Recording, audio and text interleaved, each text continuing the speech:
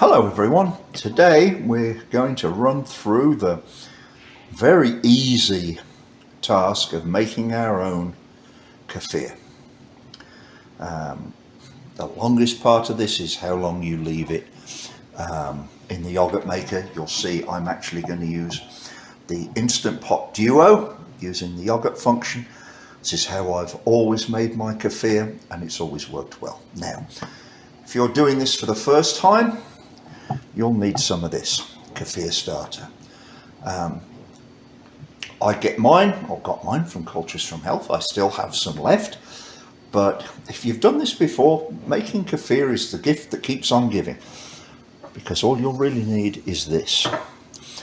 And what that is was a batch of kefir from my last batch, about half full in the jar, topped up with milk to feed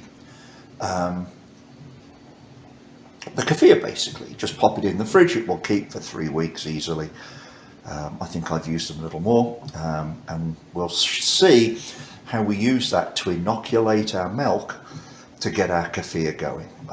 In a minute we'll also have a bit of a talk about how long you'll want to leave this, and I've changed a lot in my kefir making, and a lot will depend on your taste. So okay, let's get our Instant Pot topped up with milk and our old batch culture inoculated into it. So we have a little over half a gallon of milk in our Instant Pot.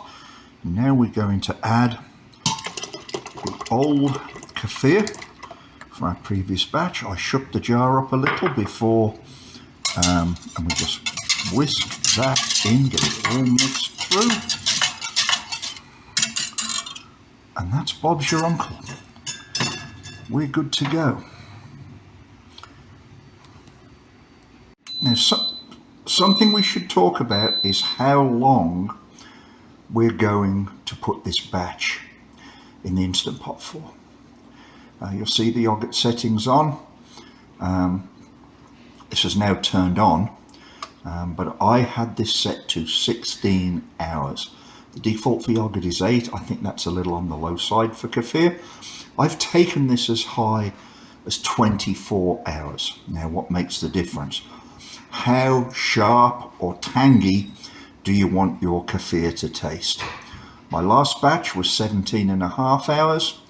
A little on the tangy side, not that bad. So we're trying 16 hours this time, and we'll see how that works out. You probably may want to start at around 12 hours if this is your first try. But as I said, taste will determine. You can always put it back on for a couple of hours if you think it's a bit mild. So better to start low and work up than go high and wish you hadn't. And 16 short hours later, we're done. And this is what our homemade kefir looks like. Little odd, but don't be put off by that. After a quick stir, we've broken the solids back up into the whey, and next we'll show you how I strain this, because I actually like quite a thick kefir, not a drink. I know a lot of people like it as a drink. You could blend this, by the way, and have a great drink. I like to thicken mine up a little bit. Well, first things first, let's save some of our kefir, so we'll have a batch to inoculate the next one. Half a jar is typically good enough. We spill a little bit, but it's easy to wipe up. Top it up with a little milk to feed the bacillus.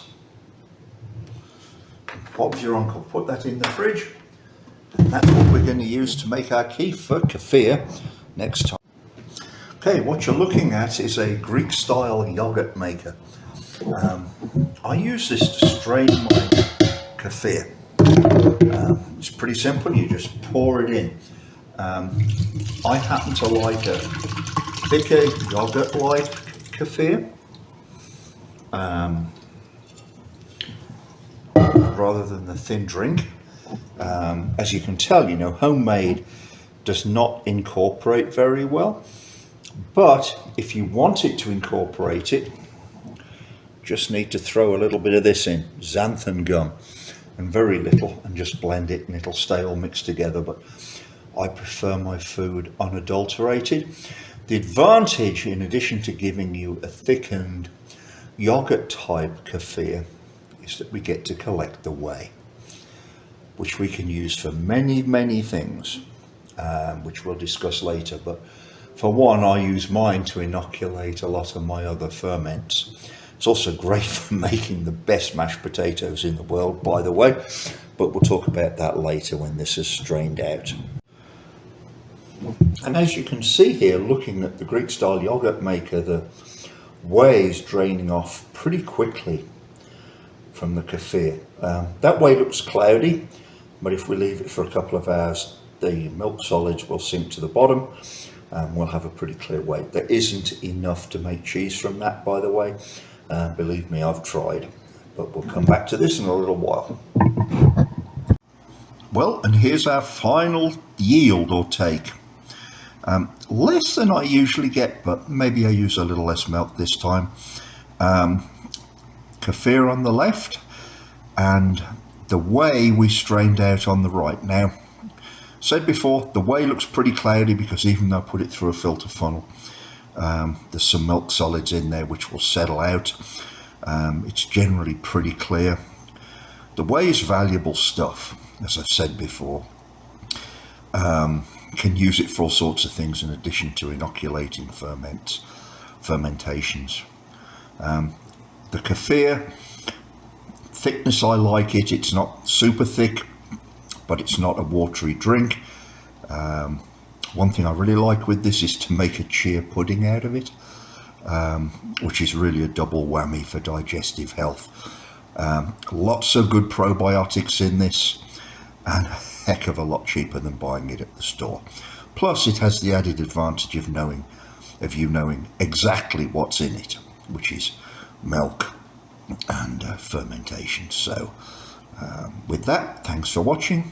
If you enjoyed this, please like and subscribe. It helps the channel. And just for the record, this is what whey looks like when it's really settled out. This is from a batch I did of kefir about 10 to 12 days ago. Just a quick addition to finish. This is one of my favorite uses of the homemade kefir, which is with a chia pudding. The chia seeds actually work very well with the kefir as they form a gel of soluble fibre, which helps feed the probiotics. And if you're looking for improved gut health, this is a good way to do it. By the way, I'm not a nutritionist and I'm not a medical professional, but that's what I read and what I've learned. I'll put the nutrition data in the notes below. You might check the description for this video before you leave. I've put a bit more information than usual, plus where I have them, product links to some of the items I used. Please note I will make a small commission on those, but it will not affect the price you pay. The one thing that I thought is worth mentioning, I bought my first Instant Pot Duo so that I could use it to make kefir and yogurt, since which time it's actually become probably one of the tools I use most in my kitchen. There's hardly a day that passes when I don't use my Instant Pot once, and often I use it plenty of times. And if you don't have one, you probably should think about getting one, my honest opinion. I got one for my place overseas as well, and we use that a lot too. Just makes things a lot simpler in the kitchen, and faster, by the way. Anyway, after all that, I hope you enjoyed this video on DIY kefir. If you liked it, please hit the thumbs up. And if you like the sort of work we're doing in the channel, please subscribe. It does help the channel. Thanks again, and hope you enjoyed the video.